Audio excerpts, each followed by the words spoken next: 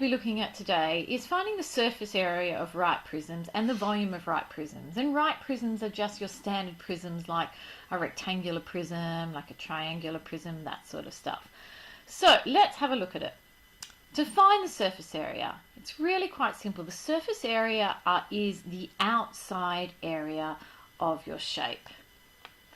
And so what I mean by that is, here I have a box, and imagine if the way this box was folded up, or imagine I had to wrap it in some wrapping paper, the surface area would be the paper that goes around the outside of the box. So the way I like to look at it, doing it is I think about it as, well, let me find the top and bottom of this.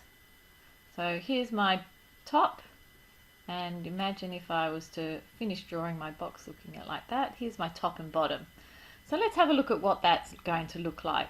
So we know the area is a rectangle, so it's length times breadth, and the top and the bottom are going to be the same, so it's by 2. The length is 8 by 4, so it's going to be 8 by 4 by 2. And if I do 8 by 4 by 2, I get 64 centimeters squared. And then how about I look at front and back? So let's have a look at the front and the back. So if I'm going to be looking at front and back for my area, I'm just going to plug some numbers in. So length times breadth is 8 by 4. And I'm going to multiply that by 2 because this is your front, and then multiply by 2 because the back is exactly the same. So 8 by 4 by 2 is not the front and back because I've made a mistake there.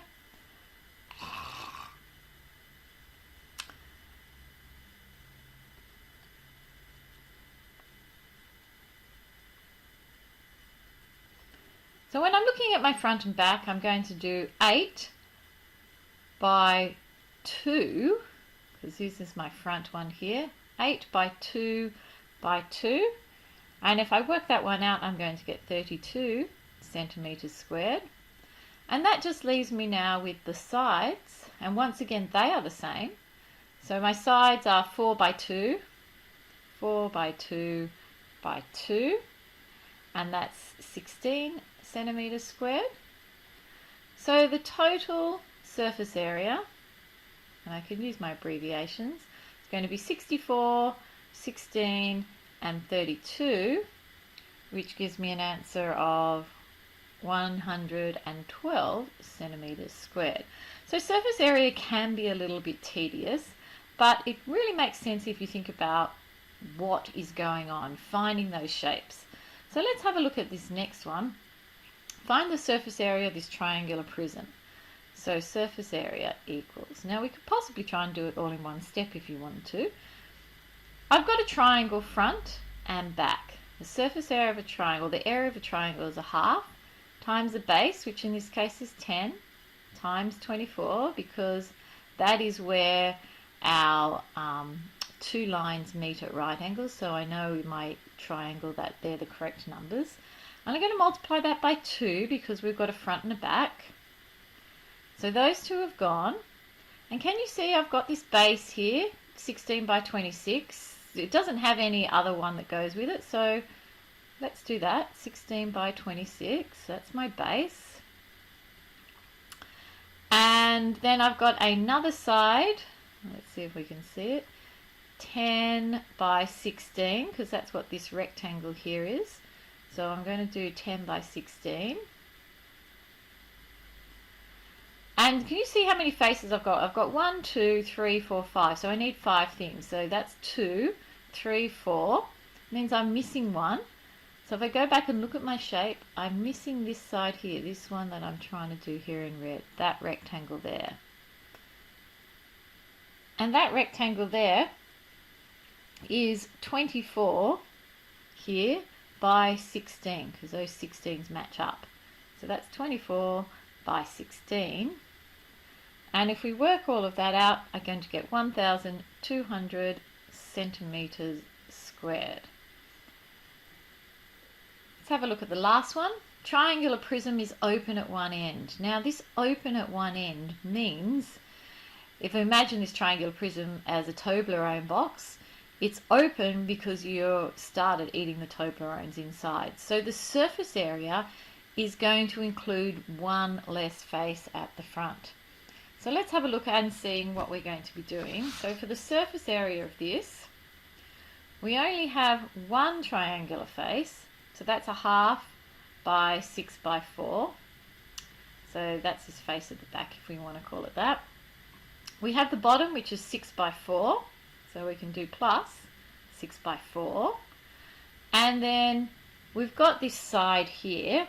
And just to make our life difficult, we don't really have enough information because we need to know what this height here is. And we don't have anything on here that tells us. But we do have a triangle where this is 6. And we do know that the height is 4. And if I draw in my right angle, that means I can find my hypotenuse here, which is this height that I actually need the measurement of. If this is 6 and this is 3 in here, so by Pythagoras, who says the hypotenuse squared is one side squared plus the other side squared. And if we work this out on our calculators, we get a height of 5, which then means we can go straight back to my formula. Once I know that height is 5, this is a rectangle that's 10 by 5. And the other side is exactly the same, so it's by 2. So this one and the one at the back are exactly the same. And we get our calculators out and we work it out and we get our total surface area to be 172 centimetres squared. So what we're going to be looking at today is finding the volume of any prism. Now the formula for the volume of a prism lives on your formula sheet, and it's V equals A, that's the area of the cross section, times the height. And I wanted to show you this demonstration because it shows you very clearly where the cross section is, so in this case the cross section would be a triangle, and how to find the height. So if I just quickly press this, it's going to do it for you. Find the area of the cross section, and then the volume is going to be that cross section times by the height. So if I look at another one that they will be able to show us, let's have a look at another shape. Let's look at it exactly the same. To find the volume of this shape, we're going to find the area of the cross section, which in this case is that L shape, which is 8 centimetres squared, and we're going to times it by the thing that makes it 3D, the 5, which gives it its depth. Let's have one more look at a different shape. Here we go, we've got another shape and we need to find the volume of this one. So let's have a look at it. They turn it around so we've got our cross section, and then we multiply it by the thing that makes it 3D, which in this case is the 2.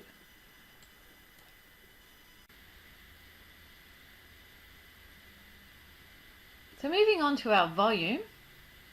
The volume formula lives on the formula sheet.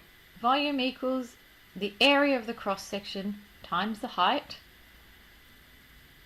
So let's have a look at finding the volume.